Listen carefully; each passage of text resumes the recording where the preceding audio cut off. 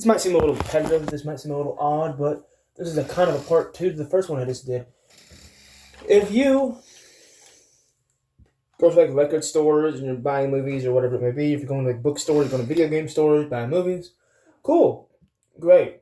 Build your collection however you possibly can. When I was younger, I went to GameStop, bought a movie, bought a few actually, right?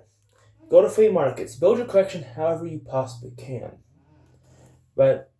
I said in the first one, but that's okay. But okay, if you're going to flea markets, remember always check the disc because the disc sometimes can be scratched.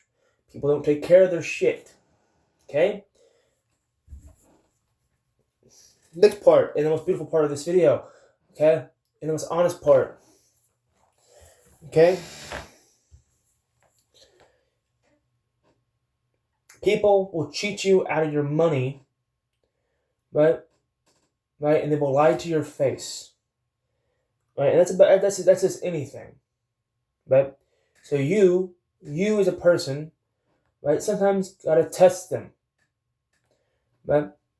Right? You gotta come up with you gotta come up with things like hey, how much is this? You know, you gotta keep on saying it, like that you gotta say it again because like they'll say it's $1 and then they'll say it's like $3. You know, you heard them say something else. So you as a person trying to build a collection or trying to buy something, you gotta think it out. Right? Sometimes in person is not the best thing to do. People will lie straight to your face. Okay. Okay, next one. Right?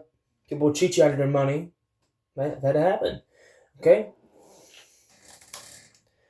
When I was younger, there's this old man, right? The thing was $5, or no, it was $10. He gave me $3 back. Right? Okay? But now, the next part of this video. It was a movie. Okay?